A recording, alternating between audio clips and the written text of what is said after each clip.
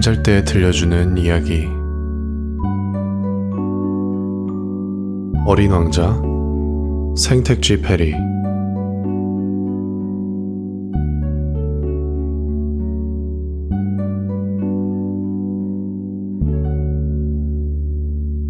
레옹 베르트에게. 이 책을 어른에게 바치는 것에 대해 어린이들에게 용서를 구한다. 중요한 이유가 있는데 그것은 그 어른이 이 세상에서 가장 좋은 내 친구이기 때문이다. 또 다른 이유는 이 어른이 모든 것, 심지어 어린이들에 관한 책까지도 이해할 수 있다는 점에 있다. 세 번째 이유는 프랑스에 살고 있는 그가 지금 굶주림과 추위에 시달리고 있기 때문이다. 그에게는 위로가 필요하다. 이것으로도 충분한 설명이 되지 않는다면 나는 이 책을 그 어른의 유년 시절에 바치겠다. 어른들은 누구나 한때 어린아이였다. 비록 그것을 기억하는 어른이 드물다 할지라도. 그래서 나는 나의 헌사를 이렇게 고쳐 쓴다. 어린 소년이었던 시절의 레옹 베르트에게. 6살 때 나는 자연에서 체험한 이야기라는 제목의 책에서 굉장한 그림을 본 적이 있다. 그 책에는 보아 구렁이는 먹이를 씹지 않고 통째로 삼킨다. 그리고는 움직일 수가 없게 되는데 그 먹이를 소화하느라 6달 동안 잠을 잔다고 씌워 있었다. 나는 밀림 속에서 모험에 대해 곰곰이 생각해 보다가 색연필로 난생 처음 그림을 완성시켜 보았다. 나의 그림 제1호. 그것은 이런 그림이었다. 나는 내 걸작품을 어른들에게 보여주면서 무섭지 않느냐고 물었다. 그러나 어른들은 모자를 무서워하는 사람이 어디 있겠니? 하고 대답할 뿐이었다. 나는 모자를 그린 게 아니었다. 그것은 코끼리를 소화시키고 있는 보아 구렁이었다. 어른들이 이해하지 못했기 때문에 똑똑히 알아볼 수 있도록 나는 보아 구렁이의 뱃속을 그렸다. 나의 그림 제2호는 이와 같았다. 어른들은 보아 구렁이 그림은 집어치우고 지리학, 역사, 산수와 문법이나 열심히 공부하라고 충고했다. 이게 바로 내가 6살 때 화가라는 멋진 직업을 포기한 이유다. 나는 다른 직업을 선택했고 비행기 조종수를 배웠다. 세계 곳곳을 안 가본 데 없이 비행했으니 지리학이 도움이 된 것만은 사실이다. 나는 한눈에 중국과 애리조나를 구별할 수 있게 되었는데 그런 지식은 밤에 길을 잃었을 때 도움이 되었다. 나는 중요한 일을 하고 있는 많은 사람들을 만나며 살아왔다. 어른들 사이에서 살았고 가까이에서 그들을 지켜봐 왔다. 그렇다고 어른들에 대한 내 생각이 나아진 건 아니었다. 조금이라도 명석해 보이는 사람을 만나면 나는 늘 지니고 다니던 내 그림 제1호를 보여주었다. 그가 정말로 뭔가 이해할 수 있는 사람인가를 나는 알고 싶었던 것이다. 그러나 그래, 모자로군요.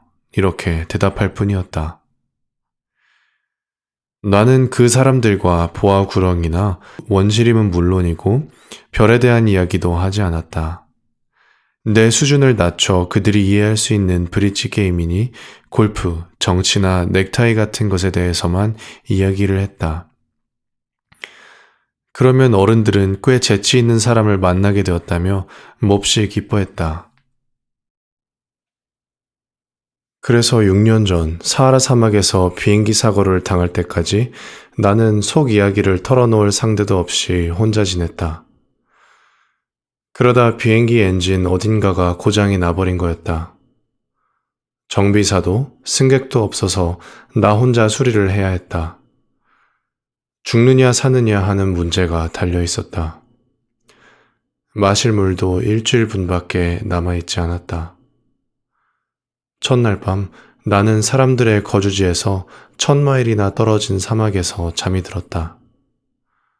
나는 고립이 되어 있었다. 그러니 이상한 작은 목소리를 듣고 깨어났을 때 내가 얼마나 놀랐을지 여러분은 짐작할 수 있을 것이다. 저 양 하늘 그려주세요. 기겁을 해서 벌떡 일어나 조심스레 주위를 둘러보았다. 그리고 이상하게 생긴 조그만 사내아이가 나를 지켜보고 있는 것을 발견했다. 이것은 훗날 내가 그릴 그린 초상화 가운데 가장 잘 된 것이다. 물론 실물보다는 훨씬 못하다.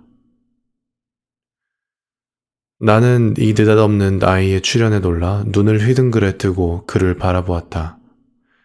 그 아이는 사막에서 길을 잃은 것도 피로나 굶주림, 갈증이나 두려움에 시달리는 것 같지도 않았다. 넌 여기서 뭘 하고 있는 거니? 그는 아주 천천히 대단히 심각한 이야기라도 하듯 되풀이해서 말했다. 저 양 한 마리를 그려주세요. 예상치 않았던 일을 당하게 되면 누구나 그에 순응하기 마련이다. 참으로 터무니없는 짓을 하는 거라고 여기면서도 나는 주머니에서 종이 한 장과 만년필을 꺼냈다. 하지만 내가 공부한 것은 지리학, 역사, 산수와 문법뿐이라는 생각이 들어 나는 그 조그만 녀석에게 그림을 그릴 줄 모른다고 시무룩하게 말했다. 괜찮아요. 양 한 마리를 그려줘요. 양이라곤 그려본 적이 없었기 때문에 나는 내가 자주 그리던 두 가지 그림 중 하나를 그려보았다. 보아 구렁이의 겉모습이었다. 그런데 그 어린아이가 이렇게 말하는 게 아닌가. 아니, 이게 아니에요. 나는 뱃속에 코끼리가 든 보아 구렁이를 원하는 게 아니란 말이에요. 내가 사는 곳은 모든 게 아주 작거든요. 나에게 필요한 건 양이에요. 양을 그려주세요. 그래서 나는 양을 그렸다. 그는 그것을 유심히 들여다보았다. 이 양은 벌써 병이 들었는걸요? 다른 양을 그려주세요. 나는 다른 그림을 그렸다. 이건 양이 아니라 염소네요. 뿔이 있는걸요? 나는 또다시 그림을 그렸다. 그러나 그 역시 퇴짜를 맞았다. 너무 늙었어요. 난 오래 살 수 있는 양을 갖고 싶어요. 내 인내심도 바닥이 났다. 고장난 엔진의 분해도 서둘러야 했다. 나는 아무렇게나 그림을 그려놓고 설명을 덧붙였다. 이건 상자야. 내가 원하는 양은 그 안에 있어. 나는 내 어린 심판관의 얼굴이 환해지는 것을 보고 놀랐다. 내가 원했던 게 바로 이거예요. 이 양에겐 풀을 많이 줘야 하나요? 내가 사는 곳은 모든 게 아주 작거든요. 거기에 있는 걸로도 충분할 거야. 너에게 준 건 아주 작은 양이니까. 그는 고개를 숙여 그림을 들여다보고 있었다. 그렇게 작은 건 아닌데요? 보세요. 잠이 들었어요. 이렇게 해서 나는 어린 왕자를 알게 되었다. 어린 왕자가 어디에서 왔는지를 알기까지는 꽤 오랜 시간이 걸렸다.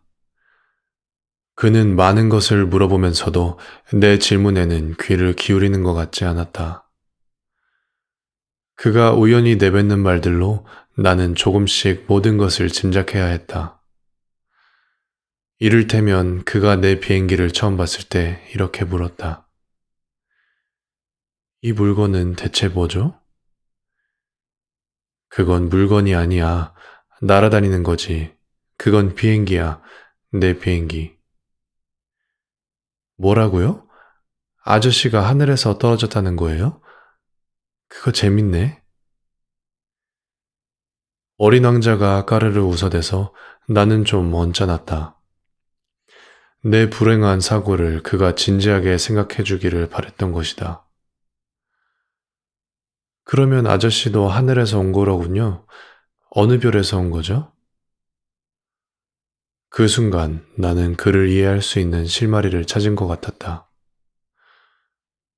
그럼 너는 다른 별에서 왔니? 그는 내 비행기에서 시선을 떼지 않은 채 대답 대신 조용히 머리를 끄덕였다. 저걸 타고 왔다면 그렇게 멀리 온 것이 아니겠군요.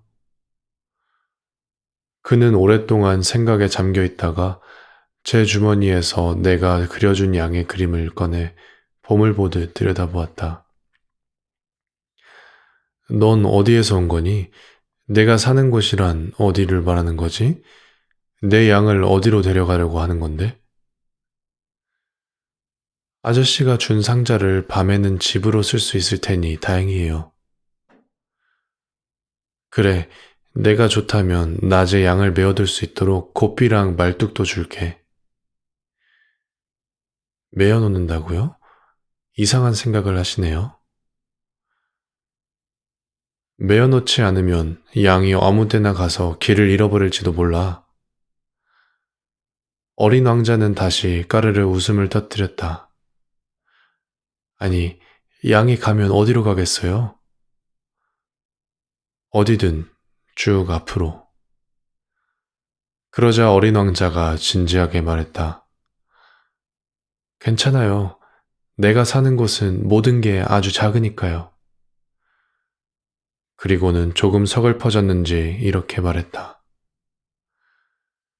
똑바로 앞으로만 간다고 해도 누구도 그렇게 멀리 갈 수는 없어요. 이렇게 해서 나는 어린 왕자의 별이 겨우 집 한 채만 하다는 사실을 알게 되었다. 놀랄 일은 아니었다. 지구, 목성, 화성, 금성처럼 큰 별 외에도 수많은 별들이 있고 어떤 것들은 망원경으로 관측하기도 힘들 만큼 작다는 것을 나는 알고 있었다. 천문학자는 그런 별들을 발견하면 이름 대신 번호를 매긴다. 소혹성 325호 하는 식으로 말이다. 1909년 터키 천문학자가 이 소혹성을 망원경으로 딱 한 번 관측한 적이 있다. 당시 그는 국제천문학회에서 자신이 발견한 사실을 훌륭하게 증명해 보였는데 터키 옷을 입었다는 것 때문에 아무도 그의 말을 믿지 않았다. 그 천문학자는 1920년 멋진 옷을 입고 그의 발견을 다시 증명했다. 이번에는 모두 그의 보고를 받아들였다. 내가 소옥성 B612호에 관하여 이렇게 자세하게 설명하고 그 번호까지 적는 것은 어른들 때문이다. 어른들은 숫자를 좋아한다. 만약 여러분이 어른들에게 창가에는 제라늄 화분이 있고 지붕에는 비둘기가 있는 장밋빛 벽돌로 지은 예쁜 집을 봤어요 라고 말한다면 그들은 아무것도 떠올리지 못한다. 차라리 2만 달러짜리 집을 보았어요 라고 말하는 게 낫다. 어린 왕자는 매력적이었고 웃었으며 양 한 마리를 가지고 싶어 했어. 이것이 그가 이 세상에 있었다는 증거야 라고 말한들 어른들은 어깨를 한번 으쓱하고 말 것이 분명하다. 하지만 그는 속성 B612호에서 왔대요 라고 말한다면 어른들은 이내 수긍할 것이다. 내 친구가 양을 데리고 떠난 지도 벌써 6년이 지났다. 내가 지금 여기에서 그를 묘사하려고 애쓰는 이유는 그를 잊어버리지 않기 위해서다. 만약 내가 그를 잊는다면 나 역시 숫자 이외에 어떤 것에도 흥미를 느끼지 못하는 어른들처럼 될지 모른다. 그래서 나는 그림 물감 한 상자와 연필을 샀다. 6살 이후로 어떤 그림도 그려본 적이 없는 내가 이 나이에 다시 그림을 그린다는 건 쉽지 않은 일이다. 잘 될지 모르겠다. 다만 최선을 다해 그려보겠다.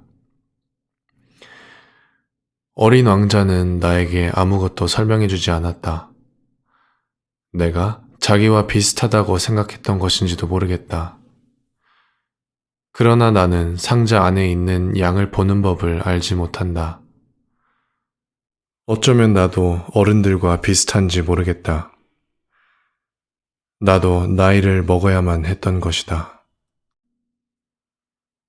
시간이 지남에 따라 나는 어린 왕자의 별과 그의 여행에 대해 조금씩 알게 되었다. 사흘째 되는 날 바오밥 나무의 비극에 대해 알게 된 것도 그렇게 해서였다. 심각한 의문이라도 생긴 듯 어린 왕자가 느닷없이 물었다. 양이 작은 나무를 먹는다는 게 정말이에요? 그럼 정말이지. 아, 잘됐다. 그럼 바오밥 나무도 먹겠지요? 나는 어린 왕자에게 바오밥 나무는 성당만큼이나 큰 나무이고 코끼리 한 떼를 몰고 간다 해도 바오밥 나무 한 그루를 다 먹어치울 수는 없을 거라고 일러주었다. 코끼리 한 떼라는 말에 어린 왕자는 웃었다.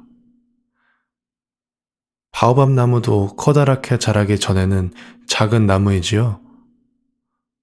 물론, 하지만 왜 양이 바오밥 나무를 먹어야 되는 거지? 어린 왕자는 뻔한 걸 묻는다는 양, 그것도 몰라요? 하고 대꾸했다. 나는 혼자 머리를 짜내 수수께끼를 풀어야만 했다. 내가 아는 바로는 어린 왕자의 별에는 다른 별과 마찬가지로 좋은 식물과 나쁜 식물이 있었다. 씨앗들은 땅속 깊이 잠들어 있다가 기지개를 켜고 태양을 향해 조그마한 싹을 쏙 내민다. 그것이 무나 장미처럼 좋은 식물의 싹이라면 그대로 자라게 해도 좋다. 하지만 나쁜 식물일 경우에는 눈에 띄는 대로 뽑아버려야 한다. 어린 왕자의 별에는 나쁜 씨앗이 있었는데 바오밥 나무의 씨앗이었다. 바오밥 나무는 늦게 손을 쓰면 뿌리로 별에 구멍을 뚫어 별을 온통 엉망으로 만들어버렸다. 그래서 바오밥 나무가 너무 많으면 그 작은 별은 산산조각이 나버린다. 그건 훈련의 문제예요. 아침에 몸단장을 마치고 나면 그 다음에는 별을 정돈해주는 거죠. 바오밥 나무의 가지는 장미와 비슷하지만 조금만 더 자라면 구별이 되니까 그때 뽑아버리는 거예요. 귀찮은 일이지만 그리 어려운 일도 아니에요. 그 나무가 어떤 것인지 정확히 알 수 있도록 아저씨는 그림을 잘 그려야 해요. 언젠가 도움이 될 수도 있으니까요. 바오밥 나무처럼 할 일을 뒤로 미뤘다가는 큰 재난이 따르거든요. 저는 어떤 게으름뱅이가 작은 나무 새 그루를 무심히 내버려 두다가 내 친구들 또한 이런 위험에 놓여 있었다. 나는 그들에게 경각심을 불러일으키기 위해서 어린 왕자가 설명하는 대로 이 그림을 그렸다. 이걸 교훈으로 삼는다면 힘든 그림을 그리는 보람이 있을 것 같다. 이렇게 해서 나는 어린 왕자의 서글프고 단조로운 생활을 알게 되었다. 오랫동안 그에게는 해질녘 석양을 바라보는 고요한 기쁨밖에 없었다. 사흘째 되는 아침, 나는 그 사실을 알게 되었다. 나는 해질 무렵을 제일 좋아해요.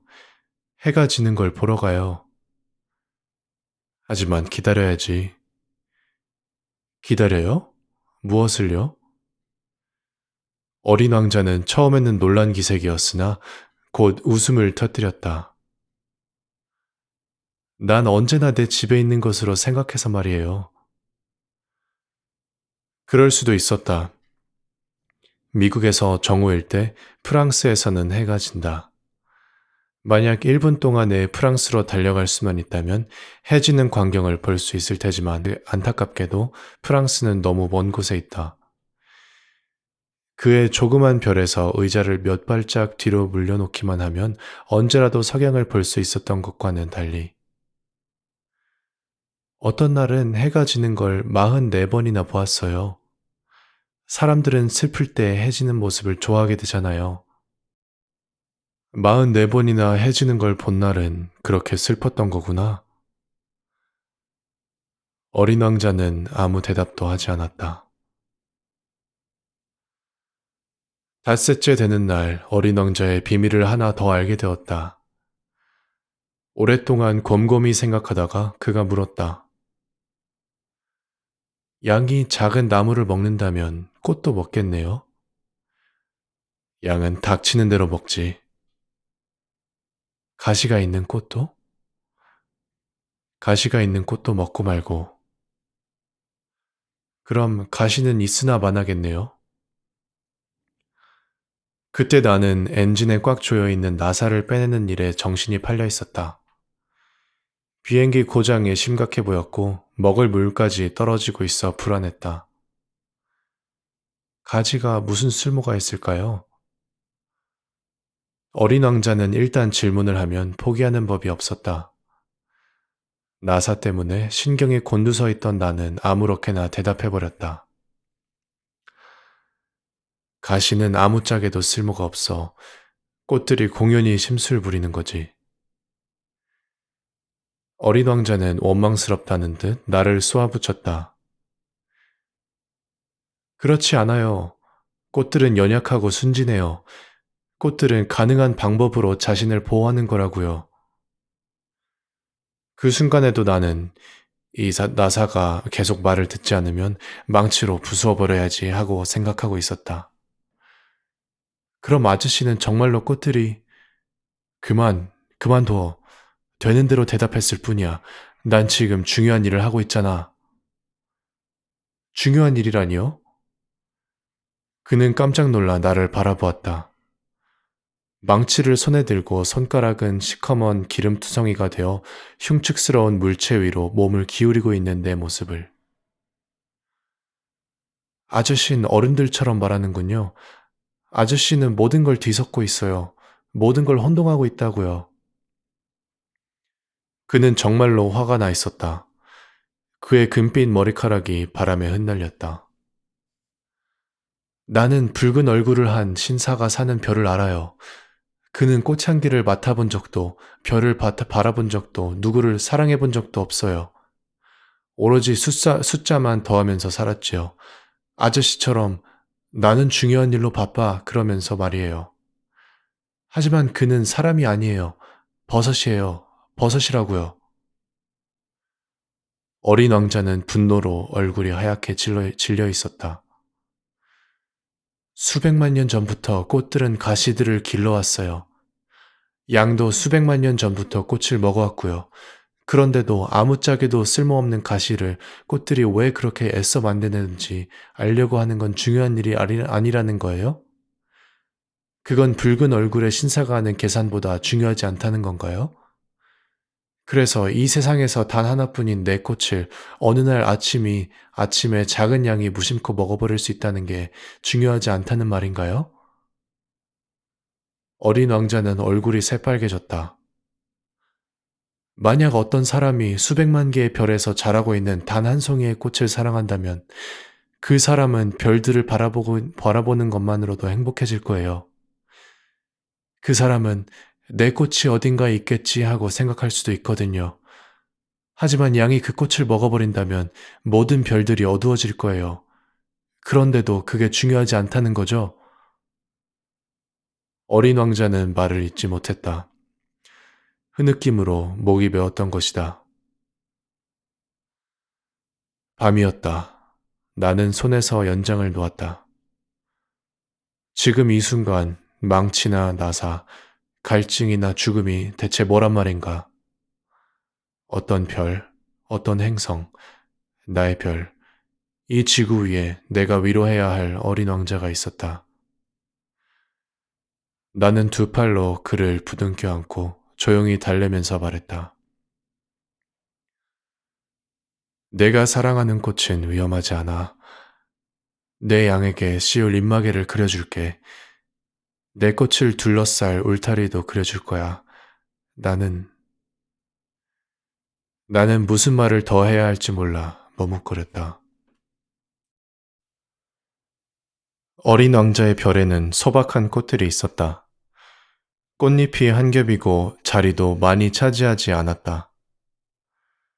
그 꽃들은 어느 날 아침 풀 속에서 피어났다가 저녁이면 사라져버렸다. 그러던 어느 날 어디선가 씨앗이 날라와 싹을 틔웠다. 어린 왕자는 그 싹을 주의 깊게 관찰했다. 새로운 종류의 바오밥 나무인지도 모를 일이었다. 그 작은 나무는 성장을 멈추고 꽃을 피울 준비를 시작했다. 커다란 꽃망울이 맺히는 것을 지켜보면서 어린 왕자는 거기에서 어떤 기적 같은 것이 나타나리라고 짐작했다. 그러나 꽃은 연초록색 방 속에 숨어서 세심하게 빛깔을 고르며 꽃잎을 하나둘 다듬을 따름이었다.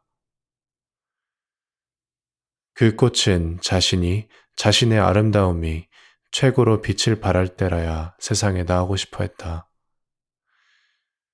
그렇게 여러 날이 지나고 어느 날 아침 태양이 떠오를 때 꽃이 마침내 제 모습을 드러냈다. 그런데 그토록 공들여 치장을 끝내놓고 꽃은 정작 하품을 하는 것이었다. 아, 아직 잠이 덜 깼나 봐. 용서하세요. 제 머리가 아직 헝클어져 있죠. 저는 해와 함께 태어났어요. 어린 왕자는 이 꽃이 그다지 겸손하지 않다는 걸 알아채지만 그 아름다움에 마음이 설레인다. 아침 식사를 할 시간이군요. 제게 아침 식사를 가져다 줄 수 있나요? 어린 왕자는 물뿌리개를 찾아 꽃에게 맑은 물을 뿌려주었다. 꽃은 변덕스러운 허영심으로 왕자를 괴롭혔다. 어떤 날은 자기가 가진 네 개의 가시에 대해 이야기하면서 어린 왕자에게 이렇게 말하기도 했다. 호랑이들이 발톱을 세우고 덤벼보라지요. 여기에는 호랑이가 없어요.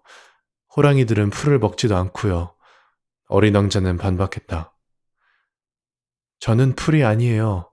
꽃이 대답했다. 미안. 전 호랑이 따위는 무섭지 않지만 바람은 질색이거든요. 혹시 바람막이 가지고 있어요? 바람은 질색이라 식물로서는 안 된 일이군. 어쨌건 이 꽃은 아주 까다로워. 어린 왕자는 속으로 그렇게 생각했다. 밤에는 유리덮개를 씌워주세요. 여긴 무척 춥군요. 내가 살던 곳은 꽃은 말을 더 잇지 못했다.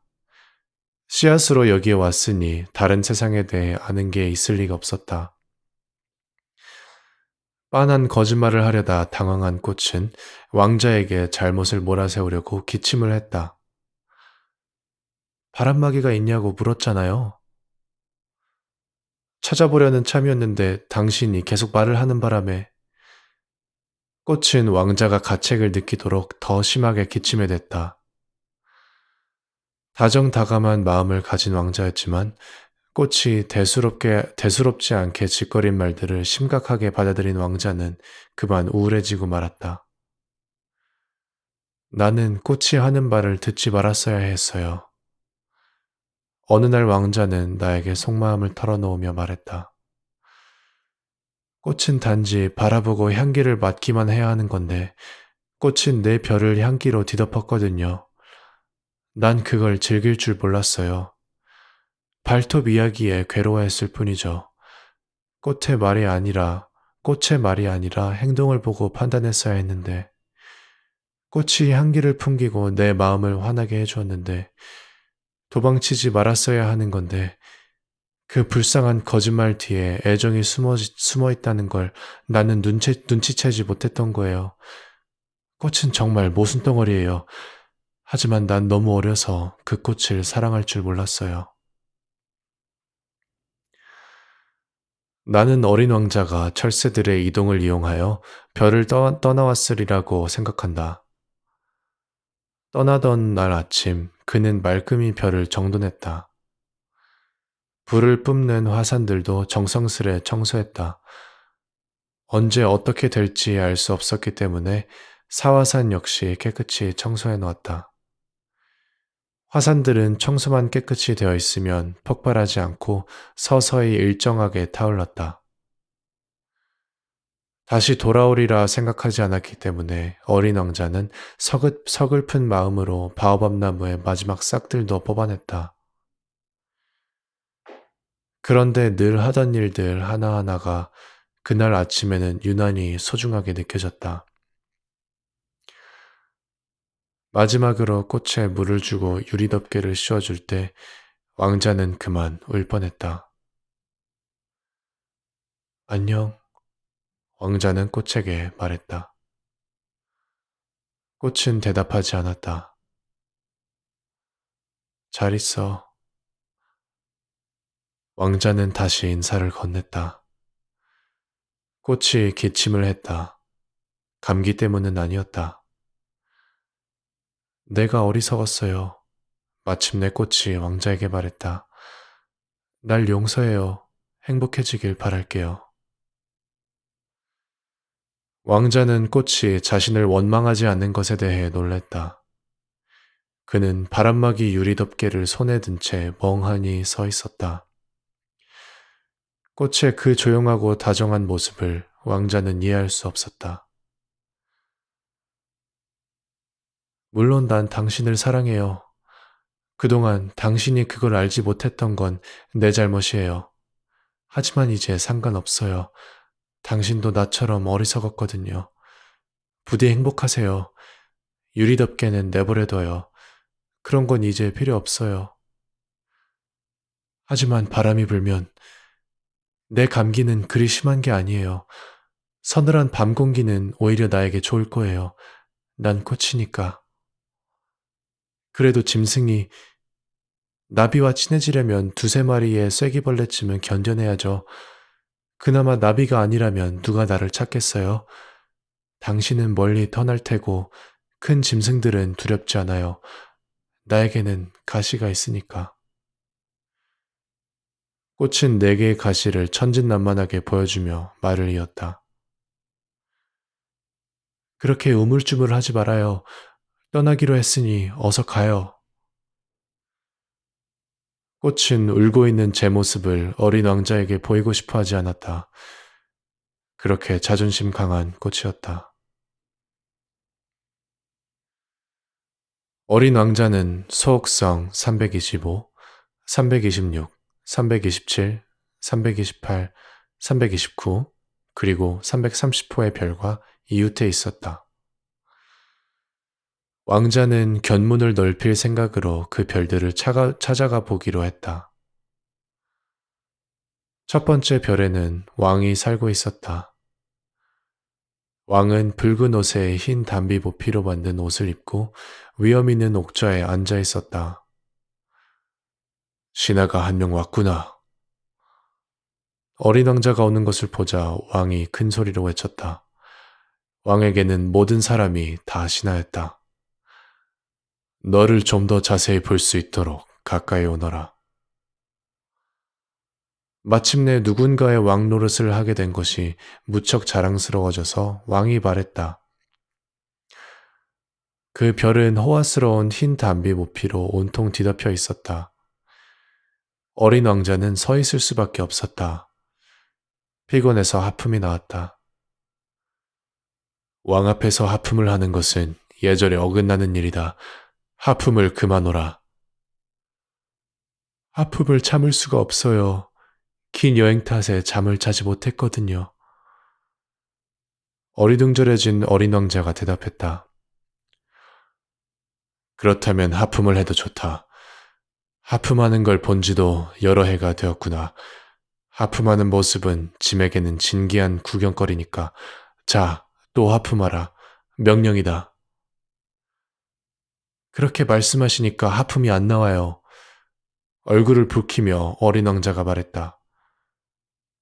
그렇다면 짐이 명하노니 어떤 때는 하품을 하고 또 어떤 때는 왕은 자신의 권위가 존중되기를 원하고 있었다. 불복종은 용서할 수 없었다. 하지만 왕은 인품이 있는 사람이었으므로 사리에 맞는 명령만 내렸다. 앉아도 될까요? 내게 앉기를 명하노라. 흰 담비 모피로 된 망토 한 자락을 위엄 있게 끌어올리며 왕이 대답했다. 어린 왕자는 이상하기만 했다.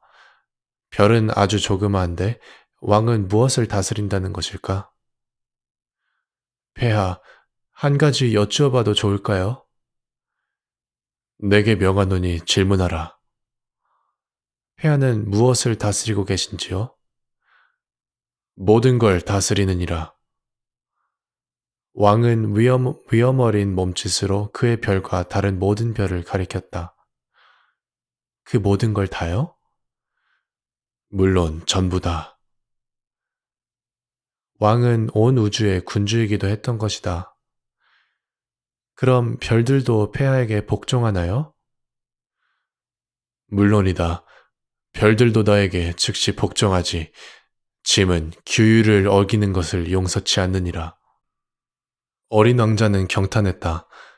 자신이 그런 권력을 가질 수 있다면 의자를 뒤로 물리지 않고도 하루에 44번뿐 아니라 72번, 아니 100번, 200번까지도 해지는 것을 볼 수 있을 게 아닌가. 자신의 별에 대한 추억 때문에 서글퍼진 어린 왕자는 용기를 내 왕에게 청했다. 저는 해가 지는 것을 보고 싶어요. 제 소원을 들어주세요. 해가 지도록 명령을 내려주세요. 누구에게든 그가 할 수 있는 것을 유고해야 하는 법이다. 정당한 권력은 무엇보다 합리적이어야 한다. 내 명령이 이치에 맞을 때에만 나는 복종을 요구할 권한을 갖는 것이다. 그럼 제가 해지는 것을 보게 해주십사 한 것은요? 어린 왕자는 한 번 한 질문은 절대 잊어버리지 않았다. 그렇게 해주겠다. 하지만 내 통치 철학에 따라서 조건이 갖추어지기를 기다리기도 하자. 언제요? 오늘 저녁 7시 40분이면 되겠다. 짐의 명령에 복종하는 것을 너는 보게 될 것이다. 어린 왕자는 하품을 했다. 자신의 별에서 보았던 석양이 그리워졌다. 지루하기도 했다. 이제 저는 여기서 할 일이 없어요. 그만 가보겠습니다. 가지 말거라. 왕은 신하가 한 사람 생겨 몹시 자랑스럽게 생각하던 참이었다. 떠나지 마라. 너를 대신으로 삼겠다. 무슨 대신이요? 사법 대신이다. 하지만 재판받을 사람이 아무도 없는데요? 제가 벌써 다 둘러보았어요. 허리를 굽혀 별 저쪽을 다시 힐끗 바라보면서 어린 왕자가 말했다. 여기는 물론 별 저쪽에도 아무도 없었다. 그럼 내 자신을 재판하라. 남을 재판하는 것보다 자기 자신을 재판하는 게 훨씬 더 어려운 법이다. 자신을 공정하게 재판할 수 있다면 참으로 지혜로운 사람일 게다. 어느 곳에서든 저 자신을 재판할 수 있어요. 이 별에서 살 필요는 없습니다. 내 별 어딘가에서 늙은 쥐 한 마리가 있느니라. 밤에 소리를 들었지. 그 늙은 쥐를 심판하고 가끔 사형에 처해라. 쥐의 운명이 내 심판에 달리게 되는 것이다. 그러나 매번 그에게 특사를 내려라. 단 한 마리밖에 없는 쥐니까 아껴둬야지. 저는 사형 선고를 내리는 건 싫습니다. 가겠습니다. 안 돼. 어린 왕자는 떠날 채비를 끝마쳤으나 늙은 왕을 섭섭하게 하고 싶지 않았다. 폐하께서 복종하기를 원하신다면 제게 명령을 내려주시면 되지 않겠습니까?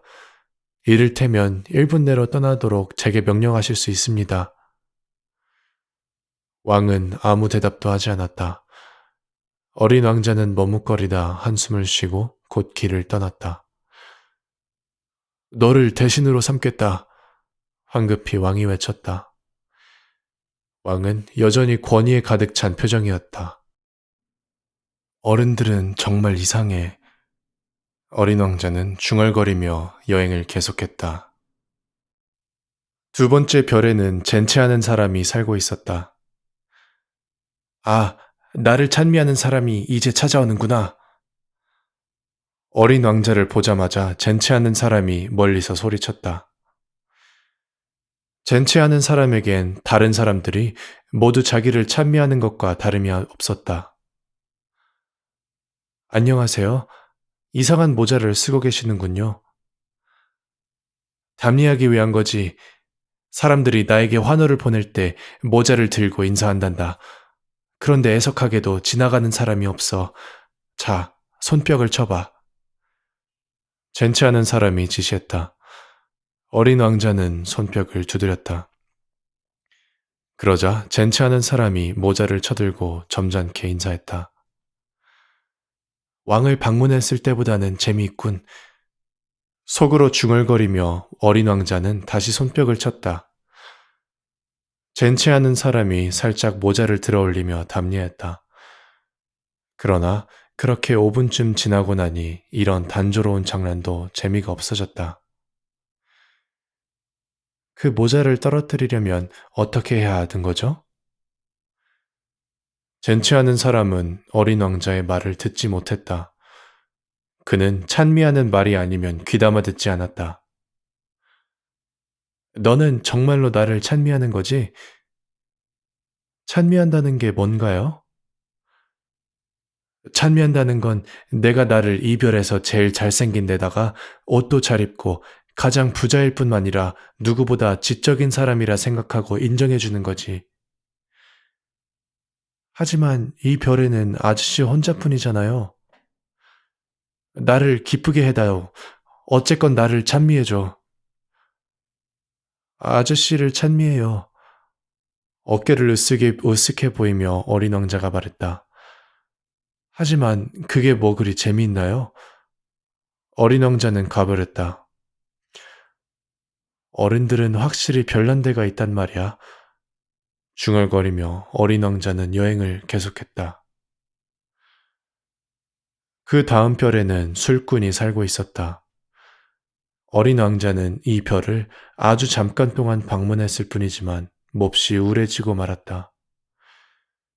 거기서 뭘 하고 있는 거예요? 빈 병과 술이 가득 찬 병을 쌓아놓고 말없이 앉아있는 술꾼을 보고 어린 왕자가 물었다. 술을 마시고 있지. 침울한 표정으로 술꾼이 대꾸했다. 왜 술을 마시는 거지요? 잊기 위해서지. 무엇을 잊기 위해서요? 내가, 내가 부끄럽다는 걸 잊기 위해서. 고개를 숙인 채 술꾼이 대답했다. 뭐가 부끄럽다는 건가요? 술을 마시는 게 부끄러워. 그러고 나서 술꾼은 입을 다물어 버렸다. 난처해진 어린 왕자는 다시 길을 떠났다. 어른들은 정말 이상해. 그는 혼잣말을 하며 계속 여행했다. 네 번째 별은 사업가의 별이었다. 어찌나 바쁜지 어린 왕자가 도착했을 때도 그는 고개조차 들지 않았다. 안녕하세요. 담뱃불이 꺼졌네요. 어린 왕자가 말했다. 3에다 2를 더하면 5, 5하고 7을 더하면 12, 12에 3을 더하면 15. 안녕? 15에 7을 더하면 22, 20에 6을 더하면 28. 담뱃불 붙일 시간도 없네. 26에 5를 더하면 31. 후, 그러니까 5억 162만 2731이 되는구나. 5억 뭐라고요? 아, 너 아직 거기 있었니? 5억 100만. 이걸 계속해야 해. 난 지금 중요한 일을 하고 있다고. 쓸데없는 이야기를 할 틈이 없어. 2에다 5를 더하면 7. 5억 100만이 뭐가 어쨌다는 거예요? 사업가가 고개를 들었다. 54년 동안 이 별에 살고 있는데 내가 방해를 받은 건 딱 3번뿐이야. 첫 번째는 22년 전에 웬 풍뎅이가 날아와 떨어졌을 때야. 그놈 소리가 어찌나 요란하던지 4군데나 계산이 틀렸었지. 두 번째는 11년 전인데 신경통 때문이었어. 운동 부족으로 생긴 병이지. 빈둥거릴 시간이 없었으니까 말이야. 지금이 바로 3번째야. 가만, 내가 5억 1백만이라고 했었지. 대체 5억 1백만이 뭐가 어떻다는 건가요? 사업가는 이 질문에 대답해주기 전에는 조용히 일할 수 없다는 걸 깨달았다. 가끔씩 하늘에 보이는 저 작은 물체들 말이다. 파리? 꿀벌 말인가요? 아니, 게으름뱅이들이 쓸데없는 공상에 빠져들게 하는 금빛 나는 작은 물체 말이야. 하지만 난 중요한 일을 하는 사람이거든. 공상에 빠져 있을 틈이 없어. 별 말이군요. 그래, 맞았어. 별. 5억 개나 되는 별들을 가지고 뭘 하는 건데요? 5억 162만 2731개야. 나는 중요한 일을 하고 있어. 그 별들로 뭘 할 셈인데요? 아무것도 하지 않아. 단지 소유하는 거야. 별들을 소유한다고요? 하지만 내가 전에 본 어떤 왕은 소유하지 않아. 다스릴 뿐이지. 그건 아주 다른 문제야. 그 별들을 소유하는 게 아저씨에게 무슨 도움을 주나요? 부자가 되는데 필요하지. 부자가 되면 뭐가 좋은데요? 누군가 별을 발견하면 그걸 살 수 있지. 이 사람도 술꾼처럼 말하는구나 하고 생각하며 어린 왕자는 계속 질문했다. 어떻게 별을 소유한다는 거지요? 별들이 누구 거지? 투덜대듯 사업가가 되물었다. 몰라요. 그 누구의 것도 아니겠지요. 그러니까 내 것이 되는 거야. 내가 제일 먼저 그 생각을 했으니까. 임자 없는 다이아몬드가 그걸 발견한 사람의 것이 되고 주인 없는 섬을 발견하면 그게 그 사람의 소유가 되는 것처럼. 만약 어떤 좋은 생각을 제일 먼저 해냈다면 특허를 내서 자기 것으로 만들 수 있는 거야. 그런 식으로 나도 별을 갖는 거지. 나보다 먼저 별을 가질 생각을 한 사람은 없었거든. 아저씨는 그 별들을 가지고 뭘 하는데요? 관리하지. 별을 세워보고 또 세워보는 거야. 힘든 일이긴 하지만 나는 진지한 일에 관심이 많아서 말이야. 저는요, 실크 스카프를 가지고 있을 때는 그걸 목에 두르고 다녀요. 꼭 꽃이 내 것이라면 꺾어가지고 다닐 수가 있겠지요. 하지만 아저씨는 하늘에서 별을 딸 수는 없잖아요. 그럴 수는 없지. 하지만 그것들을 은행에 맡길 수는 있어. 조그만 종이 조각에 내 별들의 숫자를 적어 놓고 그걸 서랍에 넣어 잠가두는 거야. 그것뿐인가요? 그뿐이지. 그것 참 재미있군. 시적이기도 하고. 하지만 그렇게 대단한 일은 아니군. 어린 왕자가 중요하게 여기는 것은 어른들의 생각과 상당한 차이가 있었다. 저는 꽃을 가지고 있어요. 매일 물을 주지요. 화산도 3개나 가지고 있어서 매주 청소를 해요. 내가 꽃과 화산을 가지고 있는 건 내 화산이나 내 꽃에게 도움을 주는 일이에요. 하지만 아저씨는 별들에게 무슨 도움을 주고 있는 게 아니죠. 사업가는 딱히 할 말이 없었다. 어른들은 모두 이상하단 말이야. 어린 왕자는 혼잣말을 하며 다시 여행길에 올랐다.